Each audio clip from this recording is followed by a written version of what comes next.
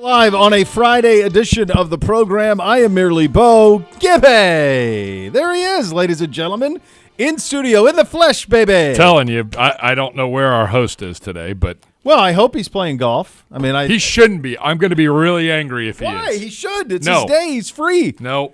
If it's that'd be like last week saying, like, where's Gibby? Well, he's in Tuscany. Well, he can't be in Tuscany. We're here. Look, Let him. you're going to be on paternity leave Well, starting Monday. yeah. You could have come in today No, I think and given us a couple hours. I'm going to give him the grace. He is see, our I knew. age. He is our age. He's about ready to embark on a newborn. So, Not it. like, Not it. that's what he's doing, buddy. So I think he needs the silence. So I should give him a pass. I think pass. Yeah, this instance I'll say pass. That he deserves right. a little bit of grace. All right. So hopefully he gets. I know he had a lot of work to do, so hopefully he gets to play. But it was kind of misty on the way over here, and then we're dealing with we got all this Canadian wildfire smog that's out there, which is real.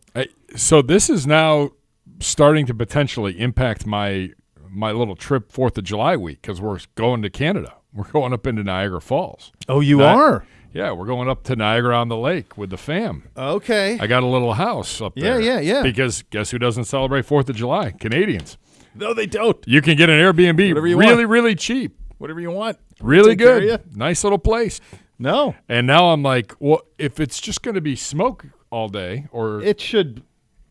I will tell you I don't this. know. Growing up where I did, fire season was something you dealt with. It was something that, when I was a kid, it was every once in a while you'd get it. My brother now is pretty adamant that basically every year is fire year. It's just the way that it is. And this is way earlier than you typically should be getting this. And Yes. these fires are from British Columbia, which, look on a map, kids, it's a long ways. And that's where the smoke's from. So that's the thing that's a little bit odd is that this time of year, and this is the second. Didn't we have it last year too? We I did. think we had it 2 years in a row Yeah. where we were getting their smoke. Yep. But that's the way the wind blows. So that's the way that it happens. OTA practice number 6 wrapping up outside 1 week from today. I can't believe we're here. The offseason program will conclude. I know. I feel like it has been a much shorter period here. Or time is just I think you were flown. just on vacation. Well, That's what I think. there's Because that. there's been times where these weeks feel like months. We haven't had as much availability though either. We haven't. We normally it's been No. once a week in the month of May. Yeah. Or in the couple weeks before the draft, and availability. The team didn't even come back till the week of the draft. No, and I think the other thing about these OTAs that have been particularly interesting is the fact that we have a 4-headed quarterback competition, and so you're viewing these. I don't remember ever what was happening at OTAs being chronicled and watched the way that it is this year. I just don't. I don't recall that in my time here. Now that goes. I wasn't here when Baker was drafted, so I don't. I got here in August of that year, so I was there for his rookie year, but I wasn't here like that spring. In the lead up. Yeah, when he showed up here for like rookie mini camp and mandatory mini Sure. camps and all that. So I can't speak on that. You were here, obviously, you would know. But since I've been here, I have not seen an OTA session like this where it is so closely monitored, and it's deservedly so.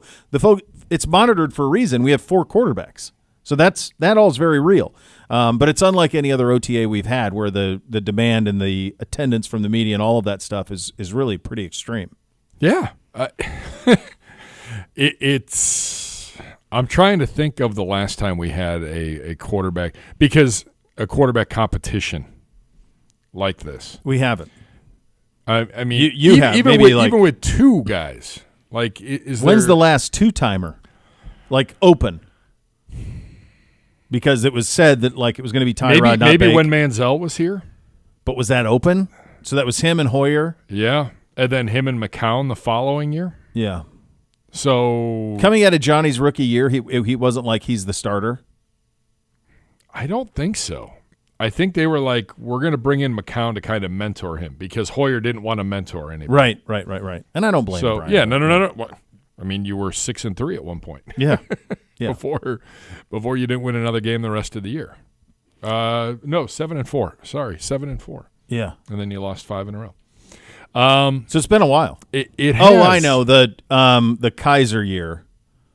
The winless year. Yeah, then you had because in that fall we had. I remember doing a show. We had Osweiler, Kaiser, Kessler.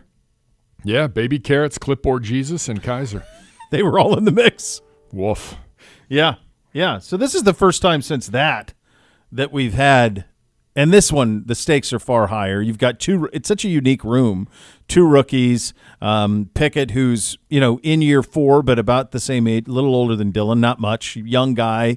Can you resuscitate a career with an offense that takes care of its quarterback? And then you have Flacco, who's just Super Bowl champ. this ultimate and a pro. Super Bowl MVP. Yeah, and he's just the ultimate pro. He had a he's just so impressive in everything that he does. He's just so natural. I saw we put out a clip of him wearing 15 versus 5 and all of that. I thought everything he says is just he is so comfortable in who he is and in his own skin. He just says what you ask him a question, he answers it. Like it's just a fully formed thing. Thank God Zagura's not here because at the end of that clip he says he wanted to wear 16 in high school for Joe Montana and they didn't have it. Correct. And we would have got 10 minutes on Montana. Yep. There's Maybe no doubt. we would have needed it today. I don't know. But so next week we'll have that to it too. So when you get to mandatory minicamp, you're going to have an even bigger emphasis because, like I said this earlier in the week, all of the pieces matter in this thing. And so everything these guys do is being monitored. Every snap, every minute they're in the building, every whiteboard session, it's all being watched. And the stakes are pretty high. Yeah. Team meeting Monday, late day. I want to say in the 5 o'clock hour. Everybody's got to be in by 5:15, I think, on Monday. And then it's Tuesday, Wednesday, Thursday? Tuesday, Wednesday, Thursday. By Thursday at 1 o'clock, we're done. That's it. School's out for summer. What time are the practices next week? Have you seen the schedule? Yes. Practices will be, I want to say on that sheet, 11:40 maybe? Kind of in this window, like 11:40 to 1. Young Brock back there looking. Yeah, exactly. I know we're all up at around 1 o'clock on Tuesday and Wednesday, and I think noon on. Okay, so the podiums and stuff will be able. They'll to be take during some our live. show, which will be great. Yeah. Young Brock now with us. Here we go. Here we go. Passing Here's the along. schedule. Got to have the paper. It's fine. Mini camps at 11:30, and 10:45. Okay, so those will all be done. Yeah. They'll all be done by 1. Yep, is kind of the exactly. way that But goes. again, this is where you're starting to formulate who's going to get the meaningful reps when training camp starts. Maybe it's not the actual depth chart, but it's the depth chart internally that determines, Dude, it's all that matters. what happens. So, there's a lot riding on next week. It's an important week for this franchise for 2025. It's so critical. There's so many different ways that this season can go next year and so many different ways this room can go next year. And when you look at the start of the season and you look at that schedule, it's just hard for me to imagine a scenario where it's anyone other than Kenny Pickett or Joe Flacco. I just don't know why, unless one of them just is spectacular in camp, just truly spectacular. It's hard to imagine a scenario where somebody could come in and win that job and then be thrown to the wolves in that way, because that is such a punch in the face, that start to the season, to go Cincinnati, Baltimore right away, and then still have Detroit and Green Bay in there, play Minnesota. I mean, it finishes with Pittsburgh. I mean, it's just a brutal stretch. It's a 6-game stretch. Yeah. I mean, it's AFC North, NFC North. Yeah, right. Yeah, you're right. It's all of it. Arguably the two best divisions in football. Yeah, absolutely. No, so it's that's the thing is there's going to be, and they've done a really good job in OTAs. I'm guessing they'll do it next week in mandatory minicamp as well, of kind of doling out the reps and making sure everybody gets a real good look. They're running the 2 fields, very much like college, where you'll have 2 fields running at the same time. So I think all of those things are helpful, and really all of this stuff does matter. Speaking of Kenny Pickett, 27th birthday today. Big deal. There you go. Good for him. Congrats Happy on that. birthday. He's made it this get far. the celebration out of the way and get ready for next week. But I agree with you. I just, from a veteran standpoint, Yeah. and that having that stable influence while you get the rookies up to speed. Yeah. Again, the rookies haven't seen how an NFL week works. They haven't seen what it takes after you play a game and how quickly you got to turn the page to the next one. Like, you do that in college, but you do it at this level in a much more intense way, I'd like to think. Oh gosh, yeah, yeah, for sure. So that's why OTAs have been fun. Next week's meeting camp will be fun as well. I can't wait. It'll be good. It'll give us a real chance to see what's going on here and what the makeup is. Everyone will be here, so that's always a knock on wood. Good Everybody sign. will be here. Everyone will be here. Yeah. Believe I had this yesterday. As soon as we get off air, Aaron Rodgers officially to Pittsburgh. Now you say, "Oh yeah, Bo. Well, yeah, of course he was going to go to Pittsburgh. It's the only place he's going to go." No. This has been done forever. Yeah. They knew they were getting him. Maybe not everybody in the building, but Tomlin absolutely knew he was getting him. I don't care what they say whenever this press conference is. He knew he was getting him. Rodgers knew he was going to be a Steeler. Everything that they did this offseason was the behavior of an operation that knew that they had a quarterback answer, not one that was still looking. They weren't in on Darnold. They weren't in on Geno Smith. They weren't in on anybody else. They didn't kick the tires on Kirk Cousins. They didn't draft a quarterback till the 6th round. That they traded for DK Metcalf. You don't do those things if your quarterback answer is Mason Rudolph and a rookie and Skylar Thompson. That ain't it. We weren't trying to draft somebody in the 1st round. I've been saying this for months that they were going to get him, and knowing and really truly believing, and I still absolutely do. All the stuff I read yesterday, the stuff from Pelissaro, the stuff from Rappaport, all of this stuff that you're reading, Schefter's stuff, saying that they had constant contact the whole way. And Rodgers said that a couple of weeks ago. Yes, this is the way that this was going to go, and both sides knew it. Both sides knew it. And so now you got to deal with it. It's a 1-year deal. I found that to be interesting. You get 1 year, and whatever's going to happen is going to happen. Now, I think the hope is he's brought some issues to the locker rooms the last couple teams he's been with. Mm-hmm. Can he do that again for us? Please. That's what my brother-in-law was like, he's a Steeler, like, come on, why can't we get a break? I go, maybe we are going to get a break. Maybe this is a good thing. Maybe he drags down that franchise. One can hope. They won 10 games without him. Yeah. And he was just under 4,000 yards, 63% completions. I want to say it was like 26 or 27 touchdowns, 11 picks last year in New York in a very dysfunctional operation. He's going to go into an Arthur Smith offense, which he's going to have to learn. And Z's always been quick to push back and say, why is he not? Wouldn't he want to be at OTAs? Wouldn't want to know this offense? Maybe he has been. Maybe they've had communication. Maybe he's looked at it. Maybe he's got a pretty good handle for it. He hasn't gotten the reps, but he's going to get the reps next week. He's in Pittsburgh today. And then he's going to have all of the reps in minicamp, which is probably enough time to get it all sorted out. And my guess is he's probably talked to Arthur Smith a lot, and they have a pretty good handle on how they're going to thread the needle on this thing to where it's Arthur Smith's offense, but it's terminology and stuff that Rodgers knows and is familiar with, and there are probably aspects of the offense that he'll take advantage of. I think he's going to play really well. I hate it, but I think he's going to play. Me too. But they won 10 games. Yeah. They won 10 games without him. Average football. If he does what he did last year, yeah. All he has to do is be top 15 quarterback in the league. They won 10 without him, and they added Metcalf. Let's look here. So, I mean, here's something I saw. I saw this morning on, I'm not sure what Bally Bet has them at, but I saw this morning on another service that had the Steelers win total over under 8.5. Like, that feels like the safest thing you could ever wager on. They always win, and now they added him. Yeah. What? 8.5? That hasn't changed? I mean, that was it this morning. I haven't looked since. I mean, that was a couple hours ago. I looked, and they were at 8.5. So. All right, so last year, between Russell Wilson and Justin Fields, 21 touchdowns, 6 interceptions, 3,588 yards passing. Yeah. And the completion percentage around 64%. Okay, so pretty similar completion. Less yards, less touchdowns, less picks, and they went 10-7. And now they're going to have the same, if he can stay healthy, the same guy the whole time? With almost a third more touchdowns.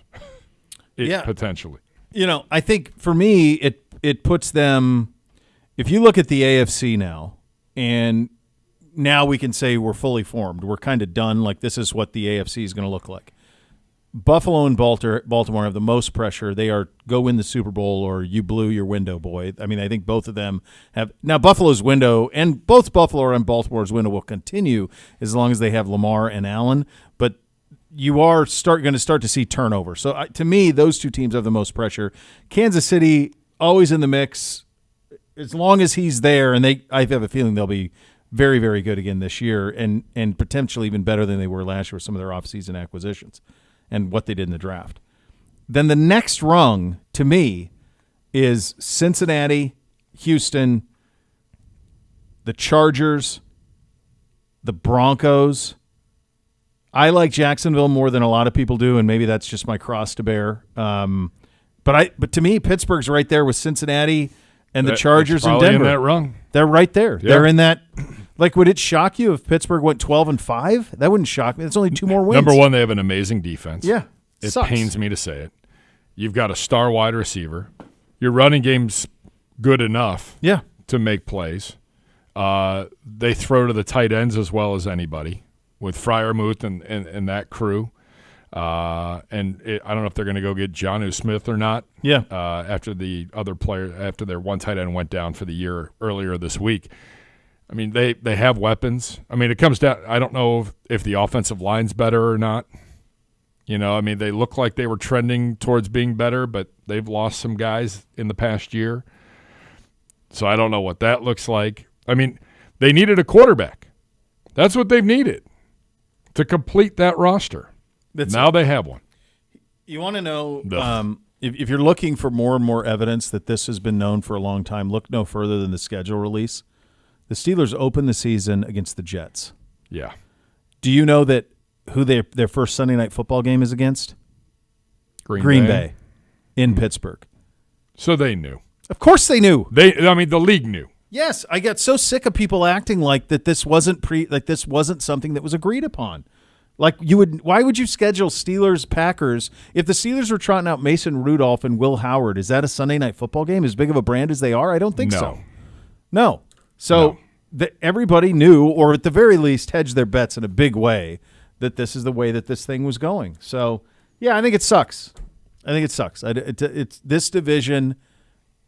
This division I thought was already the most difficult division in football, and now you've got quite literally three Hall of Fame quarterbacks starting in your division. Correct. There's That's no a other problem. division that can claim that. Yeah, it's tough. It's really tough. It's going to ask a lot. It's going to test this franchise very early. Yeah, you get them. You get the first 2 right away, and in the first 6, you get all 3. Yeah, so it's. I think they'll be very good, and I think he'll be very good there. I think he'll chill out too. I think he has. When you read some of the Schefter stuff, this is really him and Tomlin that kind of did all of this. I just don't think that he's going to do anything to upset that. And by the way, the other thing I always keep coming back to, I've said this before on the show, like if AJ Hawk loves him, he's got to be a pretty good dude. Got to be. Like AJ's salt of the earth, great dude. Like, and he loves him, so he's got to be a good dude. Sucks. Now he's there. Yeah, it's not great. No, it's not. It is a Friday mailbag. Send your questions in, and we will answer those in the second hour of the program. Leftovers from yesterday. Very good. At Browns_Daily. You and I are great lovers of history. Today is the 81st anniversary of Operation Overlord, better known as D-Day. And crazy. Yeah, this is the bravest dudes ever. My grandpa was in World War II. He was not at Normandy for the invasion, but he was in World War II, and I know that as well. And that generation is just an unbelievably brave group of individuals who came together for the greater good, and all they did was save the world. The 2 things that are best that I've seen, I've read everything you can read on this stuff, and I know you probably have as well. The 2 best things video-wise that have been done on this are Saving Private Ryan, where you get it from the water, and then Band of Brothers, where you get it from the air. Yep. And I think it's the second episode of Band of Brothers where they deal. The first episode is all Toccoa, Georgia, and Currahee and all that, and then the second one I think is where they lay the groundwork. They're and then in the London, third, or they're there. Yeah. The second episode they lay the groundwork for it, and they're waiting, and then finally they get their marching orders, and then the third episode is just entirely planes in the sky, dropping out of darkness into God knows where, and now we got to fight, and we got to go take beachheads and all of this stuff. It's thrilling stuff, and it's told from their perspective, I think, about as honestly as anything I've ever seen.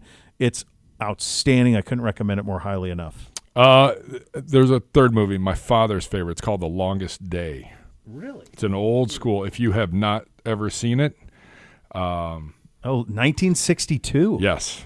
Look at this. Connery, John Wayne, Henry yes. Fonda, Yeah. Robert Mitchum. It is a who's who cast. Oh, my father, God. I already checked in. My father has found it on the TV, on the cable. He will be watching it later today. Look at this. Oh, yeah. You've never seen The Longest Day? No. I grew up on The Longest Day. Like, it was a tradition in the house. Yeah. Watch The Longest Day. Oh, my God. I mean, the cast in this is everybody. Old school movie, but it's got everything. The screenplay was written, I'll be danged. Wow. Yeah. History buff like you, my friend, you should Wow. watch that. I wonder if it's streaming anywhere. Good question. You know, I found this new app. It's probably not new to most people, but it's new to me. We're in our late 40s, so therefore it's new to this us. is where we're at. There's an app called Just Watch. Have you heard of this? No. All right. There's an app called Just Watch. I got turned on to this. And because I was complaining in the morning about how my kids will just go to Amazon and buy things a lot of time that we have. Okay. And so you go on this app, you type in the movie or show, and then it will tell you where it's streaming or where you can buy it. Okay. So for this, The Longest Day, you can rent it at Apple TV. Okay. Is where you can rent it. Yeah. Retelling Highly recommend. Yeah, the perspective of the Germans, the Americans, the British, the Canadians, and the Free French. Wow. So it shows you through, the German perspective of it too. Yes. It's one of Oh, my wow. father's favorite movies. That's pretty good. That is very good. Yeah, that's cool. All right. Well, that'll give me something to do. There you go. job, It's amazing what that generation did. Oh, I think when I said last summer I watched Band of Brothers with the 13-year-old, and would you? And I've seen it a bunch. I've as much as I've seen any series, but the idea that they didn't know what a paratrooper was, and within a matter of months they were not only as expert as you can be on it, but then doing it to jump into France and fight Germans as soon as you landed on the ground. Yes. Within months. Yep. Is a crazy. You're going to jump into an area and be surrounded right away. Right You're away. fighting for your life. Yeah. The moment you jump out of the plane. Down. Well, and then their planes were getting shot out of the sky left and right. I mean, no, it's a different level. It's just a totally different thing. It is the things that were done and what they had to go through and everything. Again, like you said, to save the world, essentially. Yeah, and I don't even know if they knew all of the horrors that the Nazis were up to at that point. You Correct. didn't. You didn't know until much later in the war, once you got into Eastern Europe, that you were able to see for yourself. But like it was just the aggression is what prompted us, and obviously Pearl Harbor got us rolling. But like, man, oh man, to the idea that 6 months before that you didn't know what a paratrooper was, and then all of a sudden you find yourself being an expert in one, and then landing on the ground in France to fight. We're gonna have you put on this backpack. You're gonna pull this cord. Jeez. Something's going to pop out, and you're gonna float down. Sure, But you're gonna jump from about 2,000 feet up in the air, maybe more than that. yeah, it's nuts. Okay, great. I'll sign guess up we'll do for it. it. Where do I sign up? The best. Yeah. The very best. So, there's some good things to check out, and I'll check out The Longest Day. That looks pretty damn good. All right, this was a really interesting thing that was done by some folks at CBS Sports. We had Ryan Wilson on at the Combine, didn't we? Correct. So we had him on at the Combine. He was a really cool interview, really cool to meet him in person. So he did a podcast called With the First Pick, and he does it with Rand Carthon. And one of the things that they did is they did a conversation with Andrew Berry and James Gladstone, the Jacksonville Jaguars GM, about the trade at the top of the draft. We're going to play some of that for you. It's fascinating stuff. Really cool premise. Before we get to that, though, I want to tell you that those are your hot topics of the day, presented by University Hospitals, official healthcare partner of your Cleveland Browns. That conversation with Gladstone and Berry, will have some excerpts for you coming up next. We're off and running on a Friday edition, Cleveland Browns Daily. We're presented by Bally Bet, official sports betting partner of your Cleveland Browns on 850 ESPN Cleveland.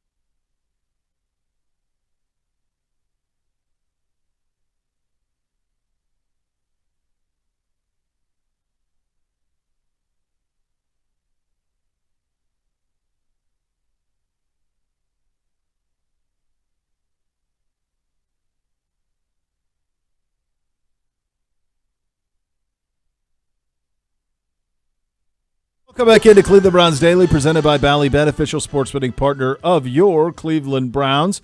As I mentioned, this is from CBS Sports. The name of the podcast is With the First Pick. It features CBS NFL draft analyst Ryan Wilson, who we've had on the show, and former NFL general manager Rand Carthon. This conversation, we're going to play it in three separate little excerpts, involves a conversation that happened at the very top of the draft. It involves us, our general manager AB, and the general manager of the Jacksonville Jaguars, James Gladstone. Very interested to listen to this. I've not heard this yet. Here's part one, how the trade conversation got started. James, you didn't have You're down. it with Andrew before the trade that happened on April 23rd, trading up from 5 to 2 to get Travis Hunter. So I'll just ask this quickly, and then, Rand, you can take over. I'll get my question here. So how did that conversation begin when you're, number one, you're a young GM, so you may not know as many GMs as an older GM might. And then how did it go from there to get to the point where you guys were able to consummate that draft trade? Yeah, I think, Andrew, correct me if I'm wrong along the way here with the finer details. The farther we get away from it, the foggier it gets. But nonetheless, I think the owner meetings, it served as a good touch point for many of the general managers, especially for those that are first time in the seat. And that was where Andrew and I were able to make an initial touch point, though brief. And from there, once our internal leadership dynamic was beginning to have deeper dialogue about the draft itself, reached out to a few teams there in front of us, and Andrew being one who showed some level of openness to have a larger conversation. And that continued to include more details with a few additional touch points as time went on. But nonetheless, I think it was roughly 2 weeks out from the draft that we really had a strong framework for what ultimately ended up being what we were able to execute once Cleveland was officially on the clock. And, I got to give a lot of credit to Andrew for being as professional and graceful and as clear of a communicator as he was throughout that process.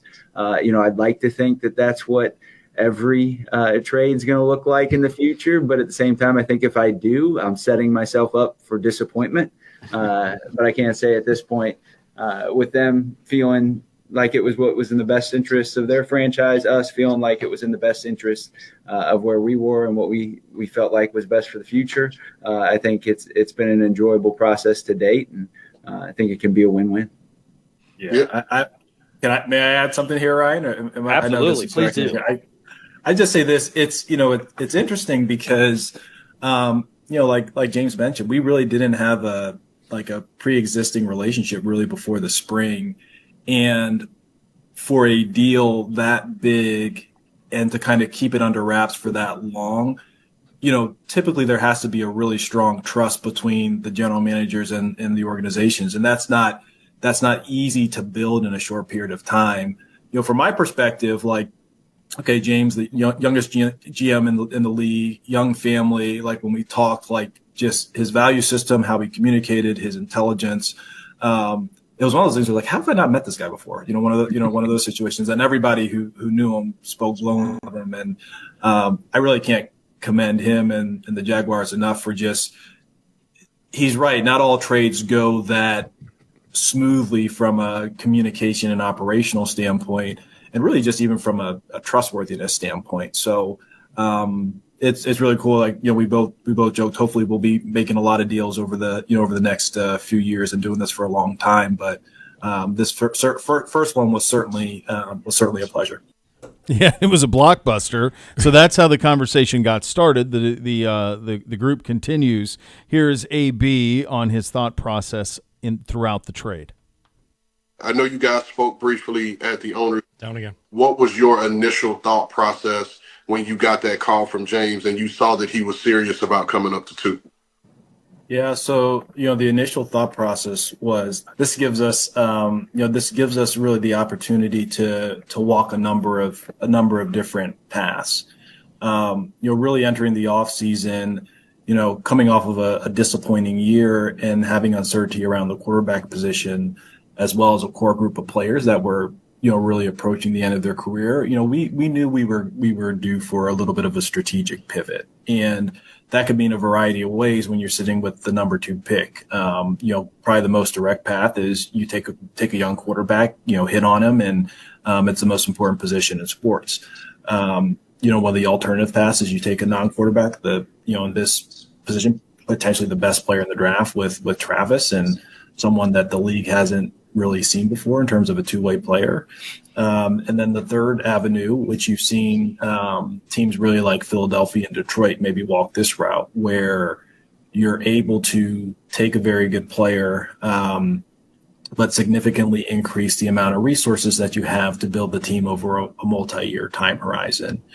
And, I remember one of the first conversations we had with James, and he expressed the interest in coming up. I was like, hey, essentially, what are you thinking? Is this because, Rand and James, you both know this, that some inquiries are just more calls to check the box, and then others are actually serious inquiries. I remember telling James, I was like, we're in a position where we're probably either going to take a quarterback or we'll take the best player in the draft. So for us to move off of the pick, it's got to be something significant that really helps our organization over the long run. And James was serious because, look, Travis is a really good player. He's a really good player. And I would be shocked if he's not a really good player for a long time in Jacksonville. But for us, where our team's life cycle was, we felt like that was a real meaningful opportunity for us to get another very good player, but really kind of replenish the resources that we have to build the team over this year next. Yeah, so a lot of interesting stuff there in terms of what you can do at number 2 and the way that you can reshape things. That phrase, I've never heard that, the strategic pivot. Correct. I have not heard that either. Yeah. And I know that we've got some guys that are getting up there in age, but we still have a decent stable of younger players as well that are on first contracts. Yeah, we spent a lot of time kind of in that moment talking about how that deal got done, why you make that deal. It's going to be judged really on 2 things. And this isn't reinventing the wheel. Is Travis Hunter a super duper star, right? And what impact does he have? And what does Jacksonville do with him? Do they let him play both ways? Does he focus here and then is he here? Is he the missing piece for them? The way I read that from AB's perspective is one player that is not a quarterback added to this team was not going to be a missing piece. That's my interpretation of what he's saying there, is that Correct. Travis is something we've maybe never seen in the league before, but if you add him to our team, we still have the same problems that we have. And there's this other trade route allows us to fix some of those other problems. You get at bats. You get a number 1 again next year. You get the pick up what you picked up this year. You got Judkins. You got Judkins out of it. So this allows you to plug a lot of holes, whereas once quarterback, and they clearly were not comfortable with any other quarterback at 2 other than Cam Ward. And once it became abundantly apparent that Cam Ward was going to go number 1 to Tennessee, then the reality was that whoever they took at 2 was not going to change the direction of the immediacy of this franchise other than a quarterback. So I didn't cut this up, but later on in the podcast, they asked the Jags GM, were you concerned that Travis Hunter was going to go number 1? He goes, we knew Cam Ward was number 1. Yeah. Like, there was never a doubt in our minds. We knew we had to get to 2 to get Hunter. We didn't have to go to 1. Yeah, and the crazy thing about there's so many things that's crazy about that, but what's most crazy about it is because now I'm kind of like the Jags GM, like it's foggy because we live this every single day. But the crazy thing about that is going into the combine, there really wasn't a consensus at Correct. 1, and it wasn't until after the combine that we said, "Oh, Cam Ward's going 1." Like then it became known. Yeah. But going into it, that wasn't it. It was very much a 2-horse race between Ward and Shedeur for number 1 overall. At least that's what most of us believed. And then it turned out the way that it did. All right, here is the third part. This is AB and the communication internally that it takes to pull off a trade of this magnitude. Everyone sees the trade and, knows that it goes down on draft night, but they don't understand the communication that happens within the organization to make this happen. So could you talk about your communication processes with your respective owners, your head coach, your staff, the coaching staff? Can you just give us the parameters of how that goes down for our viewers? As Rand, you alluded to, and James, you mentioned, it is not, these trades aren't a situation where just James and I talk and then, 6 hours later, hey, deal's done, we're going to move forward. At times, I joke as a general manager, you have to be a little bit the majority whip, for any type of big decision. And so from our perspective, the context that I would kind of give our listeners is for the whole spring, we're traveling the country to get to know a select group of prospects that we might consider with the number 2 pick. And it goes from a point where you hear about them at the school and you watch them on the film to where you truly start to get to know them and build a relationship and, meet their support system and everything. And when you're picking as high as we were, you can kind of envision them, in your program, envision them on the field in your building. And as you work deeper in the process, like you do develop like a natural attachment to, to these people, right? They're people first and players second.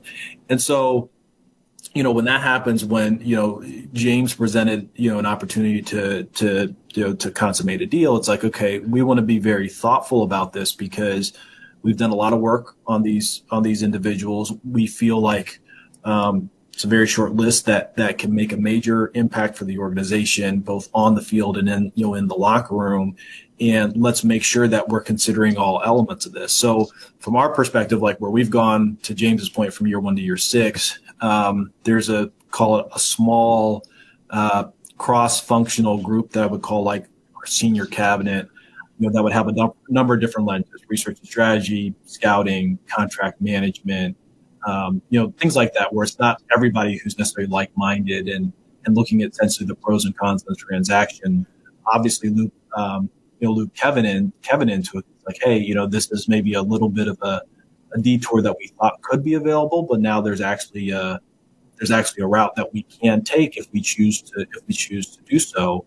Here are the pros, here are the cons, and then once there's, I'd say, maybe an initial view or recommendation, looping ownership in to get their perspective as well. Because I think James would say this, like when you're picking as high, or when you're picking the top 5, you're hoping that player is going to be a cornerstone, a face of the organization for hopefully over a decade if the guy stays healthy and plays well. It can be like a true organizational pillar. And so that's something that has to be a collaborative discussion, before you make decision. That's not something that should be or could be done unilaterally. Yeah, so there's how a deal like that gets done. What AB said there at the end is the part that's really critical, and this is where it'll fall on Mason Graham because he ends up being that pick, and then you're going to get a 1 next year from them. So like this pick this year with Mason Graham in the first round, the 2 number 1 picks next year in next year's draft, those 3 players have to be, when we move into the Dome, they are face of the franchise guys. Yep. Because the guys who are here now, or the guys we drafted in the 5-6 years ago, they're going to be on the back end of it at that point. So like those guys need to be, if the time you go to the Dome, you're humming at that point, those 3 ones need to be dudes. That's how you get back. That's it. Your picks from the Watson trade. That's it. You have to hit on all those. Got to be hits. Yeah, I get it. You got to stockpile, and first round picks are 5-year contracts. Mm-hmm. And that's, you haven't had one for 4 years basically. Yeah, yeah. Newsome was your last number 1. Mm-hmm. Yeah. So you need that. That's how this whole thing will be judged, and I think you can understand how Jacksonville. I know that the view of it was that we won the trade because of the get back. It ended up being a you cannot possibly pass this up deal. Correct. Far exceeded like the draft. They have that thing where it's like what you should get. For compensation. Picks, that board. Yeah. Far exceeded that. But if Travis Hunter is a stud in Jacksonville and is someone who is not only a weapon offensively for Trevor Lawrence, but also is a difference maker in the back end of their secondary, and he's the difference between them being, because they've got everything else. They've got the quarterback. They've got all the young talent. They were a guy away. At least that's kind of the way I view them, and maybe I overvalue them. I don't know, but we'll find out this year. You are a big Jags guy. I didn't see this coming. I really like their roster. I just think they're pretty. I like Lawrence more than maybe I should. Okay. Quite honestly, like I'll give you the blind spot. To me, I don't see any reason why he hasn't been better. To me, he checks every box. There's no reason. They have all the weapons on offense. They got a solid defense. Now they added Hunter. Like they should be able to contend with Houston in that division. The division's up for grabs. It should be. Those 2 teams. I think Indy Colts will be are 500. Yeah. But no, you're right. That's so for both. I guess my point of this, and it's probably why these 2 guys, why AB and James Gladstone, the general manager of the Jaguars, agreed to do it. They both probably feel like they won the draft or the trade. Yeah. Gladstone got what he wanted, which is a game-changing difference maker. They feel like they're really close. AB needed to replenish the coffers, so he needed picks. Yeah. Could be one of those things where both teams win. That's a Hopefully. really good idea. Hopefully it is. Yeah. It's a great job by CBS Sports. And you can listen to the whole thing with the first pick. It's a podcast. You can watch it on YouTube or Yeah, it's cool. get it wherever you get your podcast. They actually had both guys for 42 minutes. That's an unbelievable job.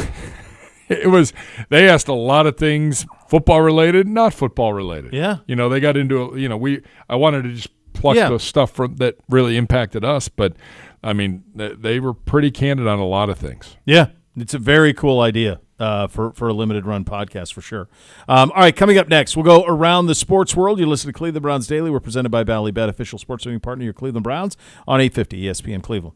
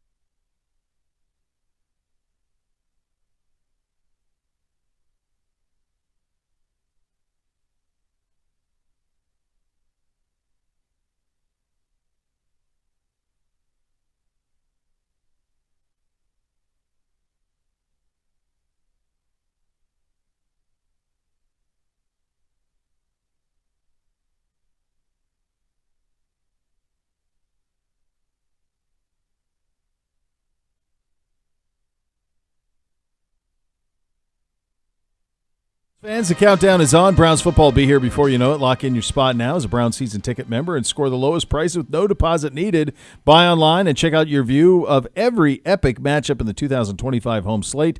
Visit browns.com/tickets now as we go around the sports world. Were you watching? No. Me either. These two were like, what is your problem? I'll tell you what. I'm going to tell you what my problem was. This was not a good game. Oh. This is not a good game. How about that? Yeah, J-Mac. It was a What's up? fantastic game. No, I it wasn't. thought. OKC led the whole way. They led by pretty much double digits the whole way until the three-pointer cuts it to 4 at 98-94 from Miles Turner with, I think, 6 minutes to go. There would be no reason for you to think, other than the fact that Indiana has done this improbably already 3 times in this playoff, that they were going to be competitive down the stretch. It was like an NBA Finals. It was never close. Like Turner hit the 3 at night to make it 98-94, I want to say with around 6 minutes to go. And then OKC responded immediately and extended the lead again. It was always a 10-point-ish game kind of the whole way. And then the finish was spectacular. The last 3 minutes to be down 9 with under 3 minutes to go and win is impossible. I'm like, what did I miss? Did I really miss a good game? Okay, I don't think I'm you glad missed to a know great this. game. I think you missed a great finish. So, teams when trailing by 9+ points in the final 3 minutes of an NBA Finals game since 1971 are 0-182 Yeah. You don't until do this. last night. Like this Pacers team they have a knack. How many times are they going to come back from the brink of death? You know what they have, buddy? They have incredible belief. Yeah. Belief. It's one of those things that's kind of, it's a little bit out there, but like, it's amazing how much if you believe what you're capable of. And they just believe. They just believe they're in games. They believe they're never out of them. I was talking to Ohio State Basketball Hall of Famer Scooney Penn about this yesterday. He was on the Memphis staff for 6 years, and they were having to deal with OKC and what was coming. You could kind of see it coming a little bit. And I said, well, if Indiana's going to do something in this, because I had OKC winning in 5, I said, if this is something where Indiana wins this series, what does that have to be? And he just went to what everybody says, which is three-point shooting. Like if they shoot it better, because they had, 19 turnovers at half? Yep, 24 for the game. Yeah, they had 19 turnovers at half, and we're still in it. Sort of in it. They were down 9 after 1, and they were kind of down around 10 the whole way. I mean, they were kind of in that. So around, I'm like, I'm good. I know how this is going to end. So I did not see it live. I watched it this morning on replay. Yeah, it was a heck of a shot. Yeah, I mean, again, he continues to just amaze. he's clutch, man. Halliburton just the clutch meter is he one of the top 10 players in the NBA?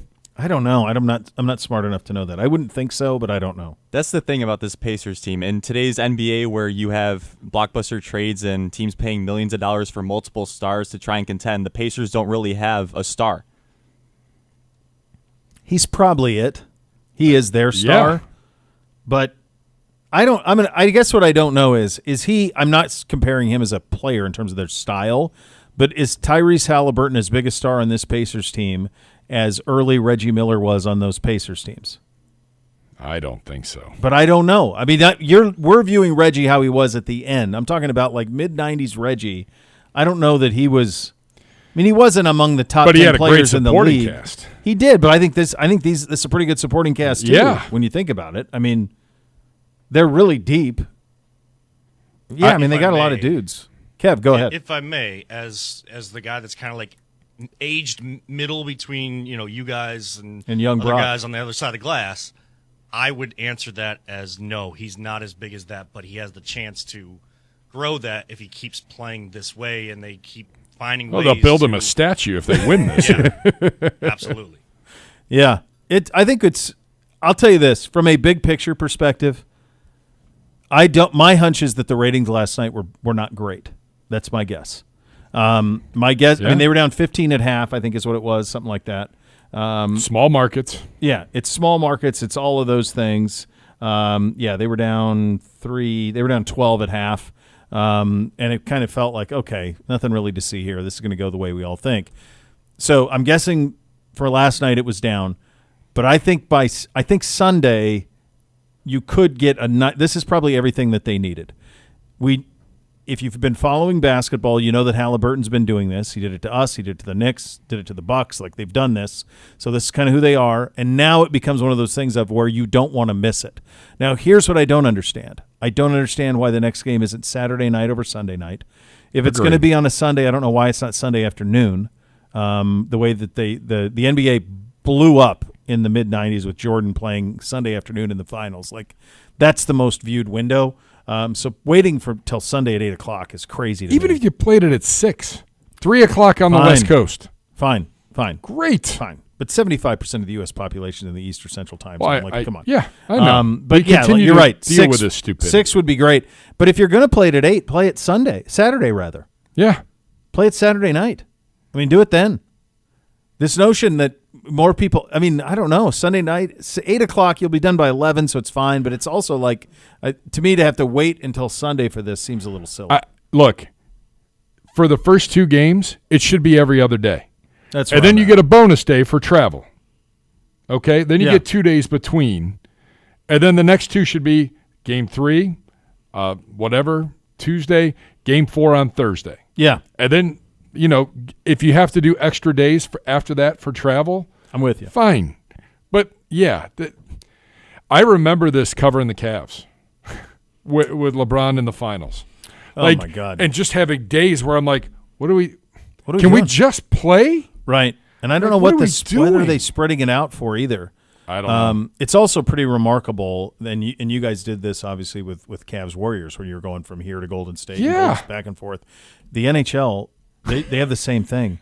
They go 2-2 and then 1-1-1. It's Edmonton and Miami. You can't get further apart than that. Correct. Not in North And America. you're going no, unless you're going to play Moscow and Miami. I mean, what are we doing? I don't. Yeah. By the way, I stand by it. I will watch the NHL Stanley Cup before I watch the NBA Finals. I will make them. I won't. I will be very curious to see what these two teams do on Sunday night. Like if Oklahoma City comes out and just annihilates and just like leaves no doubt, which they probably should have done last night, like just leave no doubt. So I'll be interested to see what happens on Sunday. Game 2 of the Stanley Cup is tonight. Game 1 was an absolute banger. Awesome. And my hunch is this one will be pretty great too. So It's a Friday night. yeah, Good news. Yeah. Stay up late. staying up, baby. I'm watching. Yeah. can I watch have it. an interest in that. Yeah. God, Indiana, that's crazy though. It's crazy what they've done. Yeah. It really is. All right, coming up next, we'll play a little higher, lower. The mailbag is open as well. In addition to that, you'll hear from Joel Batonio. Second hour of the program on a Friday. You're listening to Cleveland Browns Daily. It's presented by Bally Bet, official sports betting partner, your Cleveland Browns on 850 ESPN Cleveland.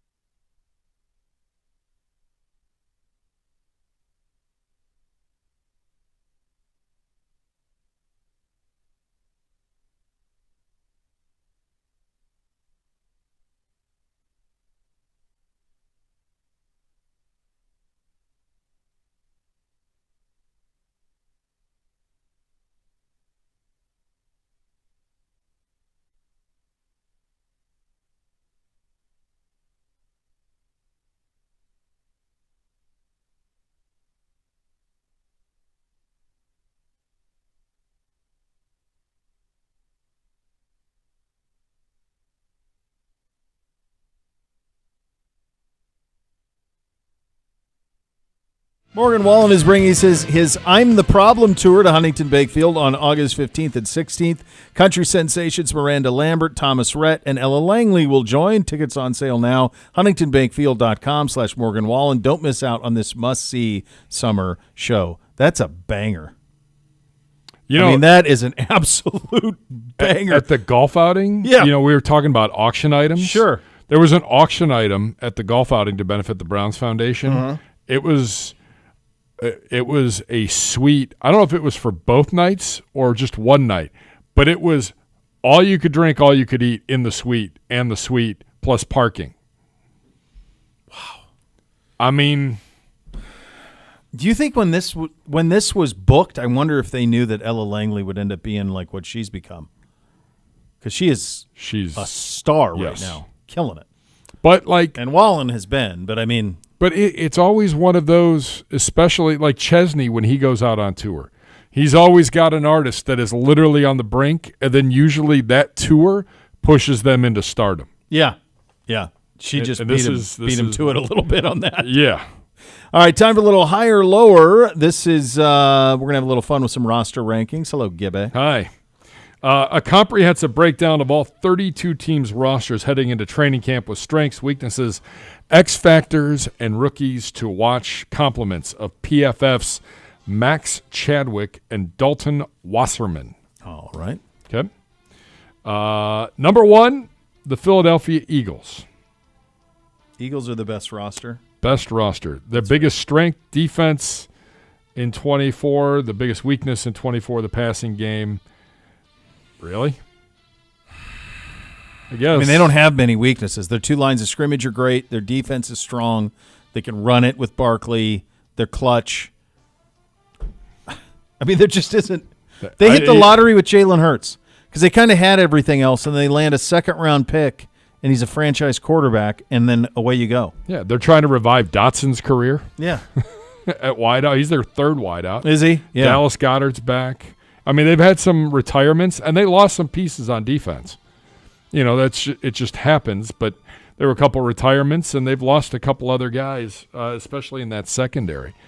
But, I mean, they replenish. So they have the number 1 roster going into training camp per PFF. Number 2, hit it, Kev.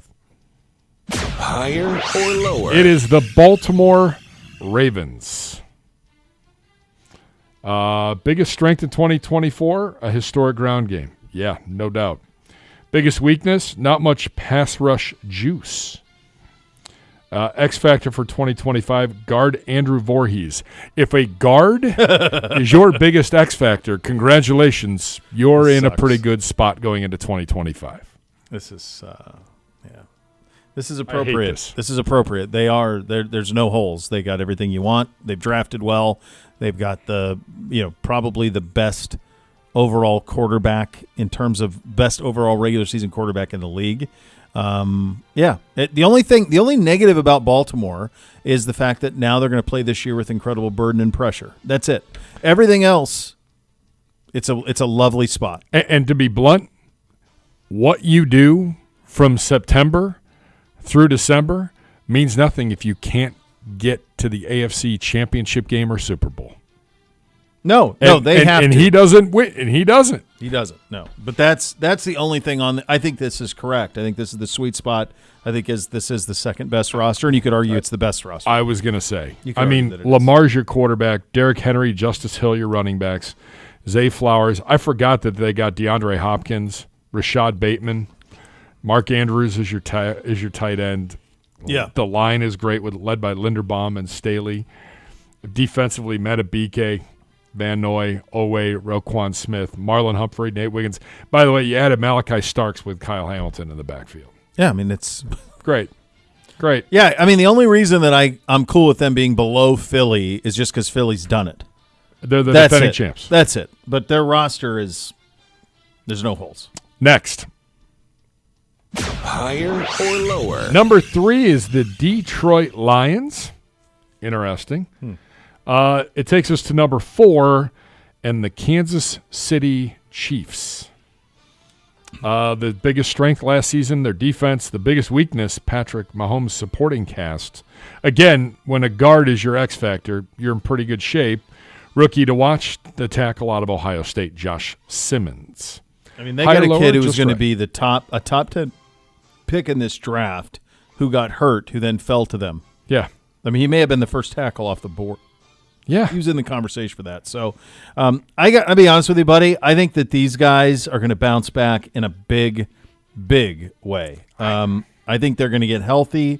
I think another year with Xavier Worthy. You forget, like Rashee Rice, they lost him for so many games last year. To me, I feel like they're going to bounce back in a big way this year. There's not a whole lot in terms of holes here on the roster. It's pretty good across the board, and they have Mahomes. I think the supporting cast will be healthy, be better. I think this is, what do they have him, 4? Yes. Yeah, I wouldn't have them in front of those first 3, but I think this is probably the sweet spot for them as well. I don't know. And the only reason why, I need to see their playmakers actually make plays. I think it's fair. And the quarterback, he's going to set you up for success. Yeah, But, I mean, that's fair. Rashee Rice, Xavier Worthy, Hollywood Brown. Got to see something if you're gonna make another run. Pacheco, solid. Kareem Hunt coming back, I think was a masterful re-signing by them. Offensive line is in good shape.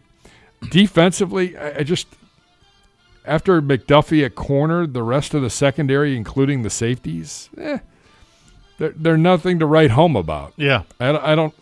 And Chris Jones is a year older. Same with Mahomes, and more importantly, same with Travis Kelce. I'm interested to see how that plays out this year. But as long as you have Mahomes, you're in that conversation. Yeah, you're in a good spot. Yeah. Rice will be the one to watch because he was off to a pretty great start. Like, it looked like he was going to take off, and then he got hurt. Only ended up playing the 4 games. So, yeah, I think they're right there. Next. Higher or lower? The Buffalo Bills are number 5. I forgot that they got Joey Bosa. Yeah, he'll play 6 games. But, yeah, they got him. Hopefully it's the right 6. That's also true. And it'll be interesting to see what happens with that wide receiver room. Can those guys take the next step, especially Shakir and Keon Coleman? More importantly, Keon Coleman. The Rams are number 6. Good, that's right. Number 7, and this is where we have our conversation. The Houston Texans. Strength in 2024, the pass defense. The weakness in 2024, the offensive line. Cam Robinson, Houston signed in free agency in an attempt to fill Laramie Tunsil's shoes, is the tackle to watch in the X Factor. Rookie to watch, Jaden Higgins out of Iowa State. Higher, lower, or just right on that roster? Can you give me 8, 9, and 10? I can. Minnesota is number 8. 2. Oh, my God. The love, and everybody's like, J.J. McCarthy is going to be the second coming. We have no idea. No one's seen him play in the NFL. Everybody's got this team in the top 10. It was on our field when we found out he was going to miss the year. Yeah. And Kwesi, God bless him, still came over and talked to us, and so Yep. we had that. But he had a setback from that initial surgery, so nobody has any idea. We're basing Minnesota being good on what they were last year and the fact that they didn't go track down another quarterback, so they believe that J.J. McCarthy's good, but we have no idea what he's going to be. That's way too high for them. Way too high. I agree. Who do you have, 9 and 10? 9 is Denver, and number 10 is Tampa Bay. Okay. I don't really love any of those 4. I think there are several teams lower on this list, like Washington, the Chargers, where are the 49ers and all of this? There's several teams that I would have in front of those 4. My Houston question is, does CJ bounce back? Because he was a little disappointing last year. So does he bounce back and revert to who he was as a rookie? Minnesota, we went over. J.J. McCarthy, we just don't have any idea. Denver, year 2, where everyone kind of knows you're good. What does year 2 look like for Bo Nix? And Tampa Bay, I think they're nice. I just think that there's a ceiling on them, and I think it's more like around 12, 13. Minnesota shouldn't be in the top 10. No, I don't think so either. I think of all of them, you can make a case for Denver being the highest of those 4. Yeah, But probably. You still got to show me something. But they've got the talent offensively and defensively. They have the Commanders at number 11. Yeah, they're better than that. I'd like to think so. But that's another team, though. Now that there's tape of you, Jane Daniels, what do we get this year?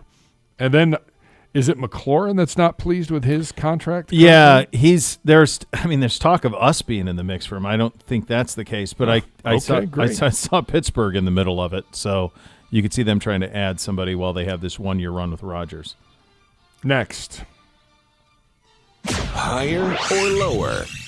The Chargers at number 12. Would you put them higher or lower than the teams we just mentioned? I like them more than – say whatever you want about Harbaugh, and today's a big day up in Michigan because they're having the hearing, like Connor Stallion's in there. What are they going to do? Nothing. Exactly. It's going to be a fine, and it's going to be probably maybe a postseason.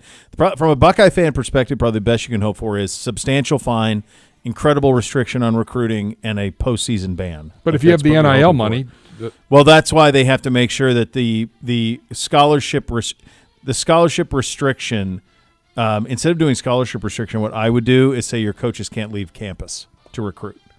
So you can keep your 85 scholarships. You can pay guys. They're going to have roster limits at 105 next year, and last year they were 120. So that's going to make that a little bit more difficult. But I'd keep your scholarships the same, and I would just fine them heavily, and then I would just say, listen, you can't leave campus to recruit. And I think that penalty would be significant. Yeah. You couple that with if they're hit with a postseason ban, now you're talking, because that would cripple a program. Because in free transfer, half the guys on that team would bounce. If that happens. Absolutely. So that's what I have all of that was as a lead in to get into Harbaugh. Harbaugh's a damn good football coach.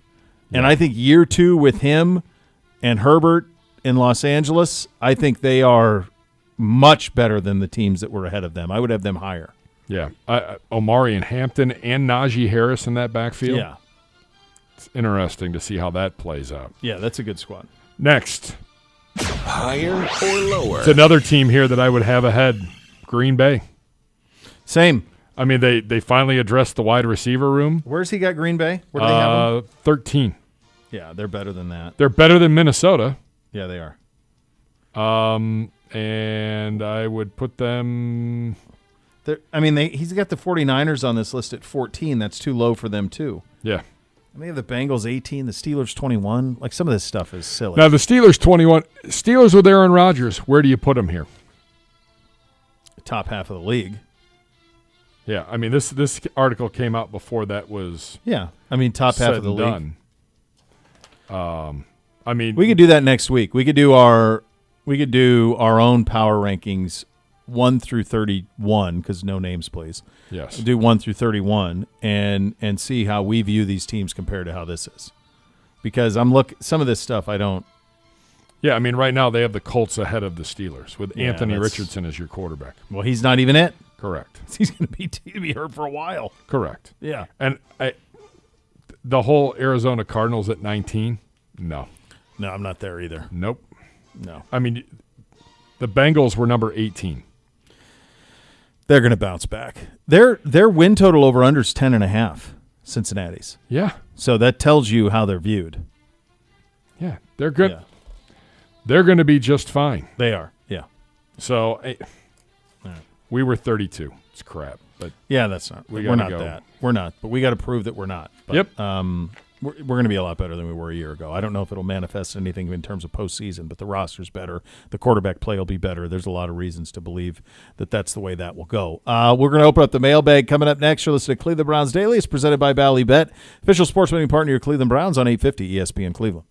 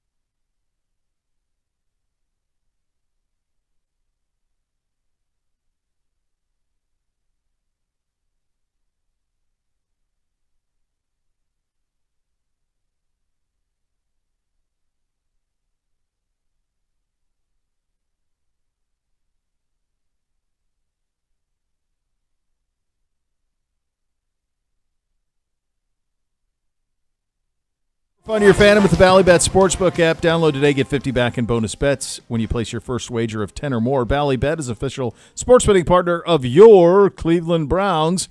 Time to open up that mailbag. You can send your questions in at Browns_daily. Hey, Gibbe, the good news is Bobby is busy. Yeah. I had a few 60. left over from yesterday. Bobby's got 60. Bobby's got his A game. Yeah. I mean, he's throwing heat, man. Little bit. Holy hell, Bobby. Yeah. My man. First and foremost, before we go any further, Yeah. we must congratulate our boss, Richard Sowinski, not the franchise. The franchise, I don't know where he's. I hope it's raining wherever he's at. You just want the rain over Yep, just him? right over him. Richard, What'd he get? He gets married in 3 hours. Oh, come on. 3 hours. Let's go. So Beautiful. here's my question for Yeah. you, because you are a fashioneur. I don't know. I made that up. I don't know about that. I think you are. Okay.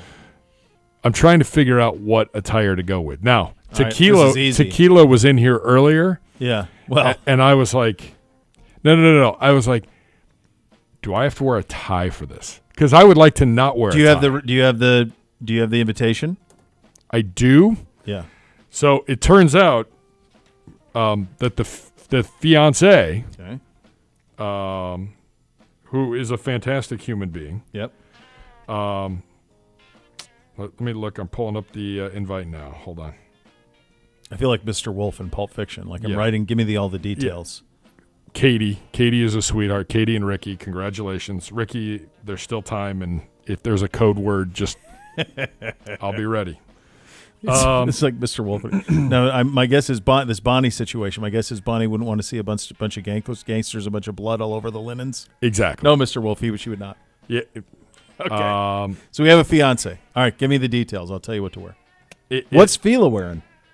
well? Fila had his own Of course, it's version, Fila. Yeah. and his girlfriend, who I'm looking forward to meeting tonight, was she's an like, angel. "There is no way in hell that you're wearing that." Now, Fila's like, when I go to a wedding, like my dad was a firefighter. Like, Yeah. you were ready to party when you walked into the church. Sure. Like Yeah. it wasn't a suit type event. Yeah, no. You got to read the room, Fila. Read And the she room. was like, he was like, I was just gonna go like dress jeans and a button down, and I think she was horrified by that. You just put a jacket on, That's- Fila. Throw a So jacket on. that was my whole thought. Like this morning, my wife's like, "Are you suiting it up?" And I was like, All right. Here's Can the I thing, ask it's- you a few questions? "Yeah, please." Is it indoor or outdoor? It's indoors. Is it in a church? No. Indoor. Church no or reception and ceremony all in one spot reception. in a nicer location downtown. Reception indoors as well. Yeah. Okay. What does it I think say? Zagur is actually invited to this. I'm sure he would be. Yeah. See if he makes it. Well, He's got a tea time. No, I don't know about that. He's got a lot going on. He does. Can you give me does it give you anything in terms of dress, any sort of dress? Is there any what does it say about the reception? Like usually it'll say reception, like something on there about the reception. It'll give you like a detail It said on reception to follow. Right, but does it say like usually it'll say black tie, white tie, business casual, casual. It doesn't. All right, this is what I would do. I would wear, it's summer. I mean, might as well be. We're into June. I would wear a light, if you had a linen suit, a linen might not be too much. It's not really that hot, but give me a light colored suit with a button down shirt, like a white or a light blue, no tie. No tie. And then if you get into the reception and it's a little bit more casual, you lose the jacket. And then you're good to go. So I was talking to Tequila about the tie thing because I was thinking a nice jacket, Sure. a nice pair of pants, and a nice button down. Yeah, that's fine. I said I didn't really want to suit up. You don't need It's to. a Friday afternoon wedding. Yeah. I feel like that plays a little factor. It's not in a church. I'm like, I feel like I could do that. And he said there was some conversation about the ties earlier this week on the video side of things. And Ricky called his fiance, and the fiance has requested that we're all be in ties. Okay, then it probably said. So I'm like, then you okay. do what the fiance asked because it's her day, and the rest of your guys' opinions mean nothing. Correct. It's just about her. So the tie, if she wants a tie, you wear the tie. I'm wearing the tie, but I Well, don't want to this is suit information up. that I needed. Okay. You have to suit up if you're in a tie. You can't wear a tie with no jacket. No, I'm going to wear a jacket, but I'm not wearing like. Oh, I'm you're not talking wearing a like sport full-blown- jacket. You're talking Yeah. like sport coat and slacks or something like that. Yeah, you can do that. Yeah. That works. Okay. I just wanted to double check. That works. I did not explain any I of don't that well. unless I would say unless there's something on the invitation that tells you. I think expecting ties without saying it in this day and age, I think that's tough. Correct. I don't think you're going to get a lot of ties, No. and I don't like upsetting the brides because Nope. that's their day. It's 100%. Yeah. So, I don't. All right, so you're in a sport coat, you're in a nice slack, you're in a light blue That's or you're a kinda what I was white thinking. shirt, and you got a tie. Yeah. Yeah, you're fine. You're safe. That's where I was at. But One I am thing looking that- forward to celebrate. One thing that we have, one thing that's happened is we have become way too casual for our own good in this country. And so I think all of these events have been so casual down that it's hard to know if they'll ever go back. So this goes back. This is a conversation I had with Connor and with Fila. Yeah. I said, for the wedding party, if they're wearing Nikes, you know how everybody wears that's the new fad. I'm like, to me, that is not dressing up. No. The tennis shoe look is not a dress up for me. No. I know people do that. I know. And I don't. Are they doing that here? I don't think so. Yeah. But I don't know. Here's what I did. This is why we did for our wedding. The reason that we did tuxes and ties for the wedding was timeless. I had too many of like my uncle's pictures in like these polyester suits that were like taupey or light blue. I mean, they looked like Dumb and Dumber with this craziness from the 70s Yeah. and 80s. And it's like, man, here's the deal. If you would have worn a black tux, you could have been from 2020 or 1920, and it all looks the same. Yeah. So that's why I always feel like, for me, that's what we did. I'm like, I'm wearing tuxes because that's timeless. And that's I was going to wear a coat and slacks. Yeah, I think I you're just was fine. hoping to get away with no tie, but that is out the window, and I appreciate that information. Yeah, that's important. Yeah. Preston tweets at the show, if you had the opportunity to participate in a sporting event, irregardless of your actual athletic ability, what would it be? Mine is main event WrestleMania for WWE Championship as the ultimate babyface. I would love to be in the final pairing at the Masters and win it. I think there's a timelessness, and plus that's of all of the sports that I'm most incompetent at, where it feels like the payoff is the biggest. Like, just think with how that sets you up for life. Masters champion. Like, if you got one day, like you're going back to that meal, you're going. I mean, like all of that stuff. Like, it's such a money thing to win. I think that's the one I would do. Look what it's done for Dustin Johnson, because he hasn't done anything since. No, I mean, I think it's a really, that's the one that would be for me. What do you got? I don't know. I hadn't thought about it. I hadn't given it. That's the Masters thing is such a good one that I'm going to roll with that. Yeah, it's Why a good not? one. It's good. Dog Pound Cleveland Brown, I took your advice. I'm going to Put in Bay for a few days while visiting Cleveland. It's a good move. Kelly's Island as well. Take the ferry. You can hopscotch around. Yeah, they're fun. Yep.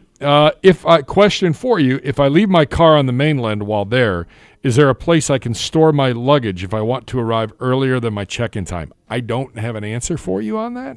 I know there's lockers because I've gone up for a day and you put your if you're gonna sit in the pool and sit at the pool bar all day, there's nowhere to put clothing, so there are lockers to lock stuff up.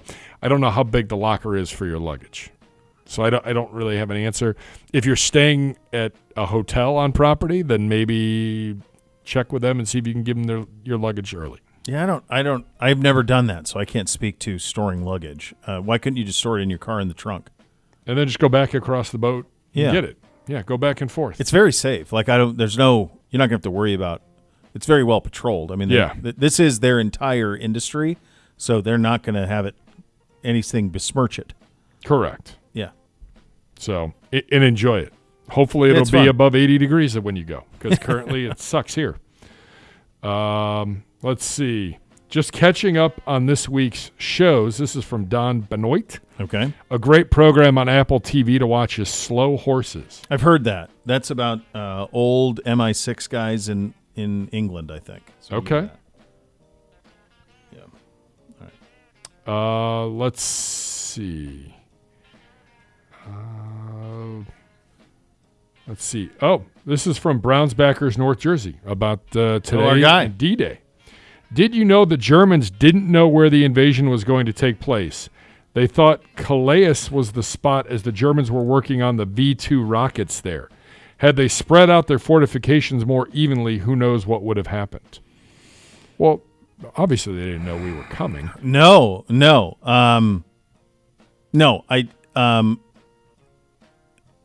don't. The best thing I've seen on it is the Band of Brothers one, because it is the way they light up the sky, the way that it's shot, the idea of those guys dropping in, being separated from their groups and their units, and having to try to make it work, and all on the same day go take this fortified position where these guns are. It's still taught at West Point. What Dick Winters and those guys did that day, it's still taught there. So, I don't know. It's just I'm in awe of all of it. From Bobby. Bobby! The best explanation of you can take the kid out of the Bay Area, in parentheses Montana, but you can't take the Bay Area, parentheses Montana, out of the kid is Bo wanting to use the golden shovel for shoveling. I did. I think Zagur's The going to put shovel- it on a wall. the I was shovel going to is use it legit. around the house. The shovel's legit. Yeah, I was going to use. I got shoveling work that I can do. I was going to use it. I was going to put it to work. I was going to work put it to on do a this wall. weekend while the wife is gone. Yeah, I got things I can do with it. Yeah. I'm ready to use it, man. If you could be any superhero, who would you be and why? I feel like Tony Stark, which wouldn't have been my answer in the old days, but I think he's probably got the best life. Like, Batman is always kind of angst. Tony Stark seems like he's having the best time ever, which He is something kind of a rock star. that would not have been my answer, because I had really no relationship with Iron Man growing up. No. And I was a big Batman guy growing up. But, yeah, it feels like Tony Stark's got to kind of sort it out a little bit. All right, real quick from Bobby, what's your idea of a perfect vacation? Family, beach, chill. Chill being the key word. Chill is key. Yeah, I don't need to chase around. I do enough of that. Correct. Yeah. And that's this week's edition of the bonus mailbag. There you go. There you go. Save all those Bobby ones. He's got about 1,000 of them on there yeah. that we're going to let the bookmark those. Coming up next, Joel Batonio at the podium. You listen to Cleveland Browns Daily. It's presented by Ballybet and is official sports betting partner of your Cleveland Browns on 850 ESPN Cleveland.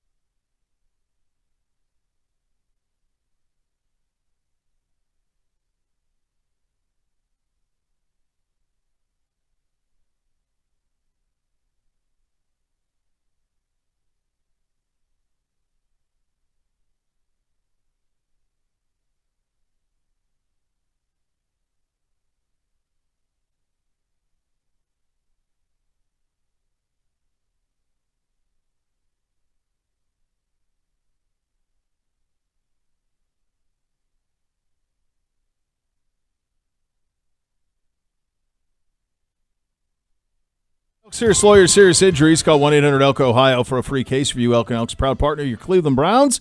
Time now to head to the podium. It's presented by Vivid Seats. Purchase your official fan experience package today for the ultimate game day. Here is Joel Batonio from the Cleveland Browns Foundation Golf Outing. How's your golf game? You're done. It's trending. We're doing all right. Off season. Got the simulator in the Browns facility now, so that's helped a little bit. So I've been playing pretty good. I think I'm floating around a 10 handicap right now, so pretty solid. Kevin told us the simulator was a recruiting tool for getting you back. It might have been. It might have worked. Early in the offseason, I was in and I was kind of working out and playing golf, and Kevin would walk by and AB, and I was like, at this point, if I told him I wasn't playing, it might get a little weird. You know what I mean? Like I've been using the golf simulator every day, but no, it's that's funny. That's a good part of it. So Joel, you've earned a few perks over the course of your career, and one of them was you don't need to be at this stage of the off season. But you wouldn't do that 5 years into your career. Could you speak to what you think is the importance of the OTAs for the team? Yeah, I think there's a process that you want to get your offense installed, you want to get your defense installed, you want to get your foundation of what your standards of a team are, all that stuff, and then you want to get reps of guys getting reps at doing the technique and learning the technique. And I got to a point in my career personally where it was the extra reps versus how my body feels. And so I've kind of worked through that over the last few years. And like this year, I've been in meetings. I've been in the weight room with the guys. I've been working out. I've been in, Berea all off season. So I've seen that. I've been around the guys. And it's really just a process of getting guys reps and building your depth and finding guys. Because truly, I don't think anybody makes the team or doesn't make the team in OTAs. But you get a foundation of, what you want your team to be. So the last time, a few times we talked to you in the offseason, this was obviously a big decision for you to decide whether or not you come back. Now you've been back for a while. How does it feel to be back? Do you feel like you 100% made the right decision? Yeah, it's been great. I was truly it was truly a decision. This offseason. I was at the end of the year. I was truly deciding if I wanted to play anymore, and I kind of sat at home for a month or two and was in and around and talked to my wife, and we just went through the process, and I was like, I could still play football at a high level. I still want to play football. And after the discussions with Coach Stefanski and Andrew Berry, and they don't tell you who they're drafting or anything, but just the style of offense we were going to run, who we're going to try and bring in at quarterback. Offensive line coach, Coach Bloom was a big part of it. He was just, we went to dinner a couple times and just talked on his philosophies. All those things played in, but at the end of the day, I was like, I'm not ready to be done. I want to play more, and I want to play in Cleveland, and that was kind of my mindset. How important to you is it that the team choose the best quarterback to win this season rather than to assess their future? Yeah, we want the best guy. I think I said that on a radio spot I did, but we want the best guy. We want the best guy to compete. And, you understand that the team has a duty for future years, but I think going into the season, we're going to put the best guys out there, and we're gonna try and win as many games as we can. We know we're in a tough division. We know the AFC's tough, but I think we have faith that we're gonna put the best guy out there. Joel, last year fell apart like it did. Joel, you've had a chance to kind of sit back and maybe analyze that. It was kind of a snowball. I think we started out and we just didn't perform to expectations, and we could say it was the scheme and the players that were there and stuff, and I think it just comes down to we weren't good enough, and then we kind of let that affect us, and by the halfway point of the season you're out of it, and guys we struggled to put wins together. We had a little spark when Jameis came in, and we beat Pittsburgh and Baltimore, and we're all right, we can play with anybody in this league, and that kind of, to me, that showed that we still had the ability. And we just couldn't put together wins. The Denver game was close, and you win a couple more of those toss-ups early on. I think it kind of changes things. But overall, I think we just had the wrong mentality, and I think Coach Stefanski has already stressed the toughness that we need to bring back, how practice is going to be. I think not minicamp, but the rookie minicamp and the OTAs have already kind of picked up that tempo. We're not resting on any laurels of playoffs or anything like that. It's a new team, and we have to establish our standard and what we want the Browns to be. Joel, you this offseason, what Andrew Berry did. Just, what's your view on it? How much, did that make your decision easier? Yeah, I already had obviously a relationship with Joe Flacco. We bring him back. Kenny Pickett, from everybody I've talked to and been around, I've golfed with him a couple times. He's just a guy that wants his chance, and he's hungry to prove that he can play in this league. Then you draft 2 young quarterbacks. So I think the quarterback room, we have 4 guys that are going to compete that, like I said, we want to put the best guy out there and kind of see where we are. I think we did a lot with our defense. You bring in a young top 5 pick at defensive tackle. You sign a couple other guys to bolster their defense, and you hope the defense can come back to 2023 and be one of the best in the league, and the offense can ball control, run the ball, play action, do all the things that you want to. That's like the picture you paint, and you see where you're at, and that's what we're kind of hoping for. But hope is an easy word. We're trying to work for it, and we're trying to put the group out there and try and win some games this year. Joel, you and Jack were both very vocal right after the season about the offensive scheme and getting back to sort of what the identity of this football team. How much do you feel like what Tommy and Kevin and Mike are sort of putting together, how much does it kind of get back to the roots of what this team identity should be? Yeah, for me, it feels like a 2020-2021 install of the outside zone with power schemes mixed in, which I think is a strength of, what our line does. Obviously, we're a little bit older, but like Jack comes from that outside zone. Wyatt is one of the better pullers, power blockers in the league. Poe can kind of do it all, but I think it fits us so much better. And then for an O-line, you drop back 40, 50, 60 times a game, and that's still going to happen. You still have to pass the ball to win in this league.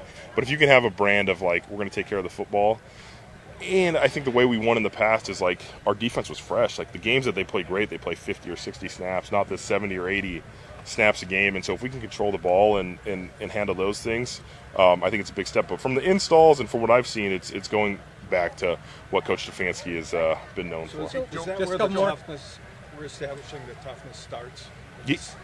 That scheme you just described? Yeah, we got to be tough up front. We got to turn 2-3 yard runs into 4 and 5 yard runs. Our defense has to be tough. It's all toughness. It starts training camp and just having that ability to go to battle. And when things do not go, it's a long season. You're going to lose some games, but how do you bounce back? How do you not let one loss turn into 2? And so yeah, we gotta be tough up front for sure. Joel, do you go into this season after you made that decision thinking this is the last one, or will it be every offseason? I think it's gonna be every offseason. I definitely am not going to take a retirement tour. I think we're filling this out 1 year at a time. If I go into next offseason and I'm feeling good, we'll see what we got left. If we want to still play, but right now I'm just focused on this season and playing for this Browns team. Joel, you mentioned Coach Bloomgren. What have your first impressions been of him? Can you go in a little more detail on that and you guys going to dinner and stuff? Yeah, he's been positive. He's a true O-line coach. He gets nitty-gritty in the details. He's focused, every day on getting something better. You feel his energy. He was a head coach, obviously, for a long time, but he worked with Stanford and the Jets, and, he's pulling up clips of, David DeCastro in college, pulling and stuff. Things where you're all right, this is some O-line stuff right here. And so you get these clips, and then he gets out on the field, and you feel his presence. The O-line coach kind of, needs to be for lack of a term, you need that, and it kind of rubs off on the guys. And he's been great. I think he's developing the young guys, trying to get them work. But it's been awesome. We had dinner. He just kind of talked about his philosophies and his family, my family, what we expect. And he's like, oh, you could play for 4 more years. And I was like, all right, we're talking a little crazy now, but no, it was good. And so far, so good. DeJuan Jones looked good in uniform to us Wednesday. What do you see? Yeah, I think he's, lost some weight. I think he's focused. He's rehabbed. He was pretty much here all off season, rehabbing. I think he's focused, and I think he knows, all right, you're going to play left tackle this year, so he can just work at it, focus at it. But he's ready to take a step, and I know he's, you get close to those contract years and stuff, and I think he wants to put a healthy season together. And if he stays healthy and can pass pro and do the things that he can do, it'll be good for him. Last one here by Kelsey. Joel, this event, you've been a part of this for many years. This is the 25th year. Why is it important for you, but other players to also be here, and the importance of this event? Yeah, Browns give back, and everything they've done with staying in the game and building the fields. out in Cleveland is pretty special. I tell people about that all the time. I'm like, you hear headlines for the Browns and stuff, but what they do in the community, charity-wise, is special. And this is their biggest fundraiser of the year. You get to come out, play a great golf course, have some fun, interact with people. But it's a great cause, and to help the people that cheer us on and help us is really a no-brainer for us. So, which quarterback competition was your favorite in my career? That's a long one. I don't know. We'll put it in the book. Me and Dan will put together sometime. We'll talk about our QB competitions. All right, there you go, Joel Bitonio from the podium at the Cleveland Browns Foundation Golf Outing. So much more to come. You're listening to Cleveland Browns Daily on 850 ESPN Cleveland.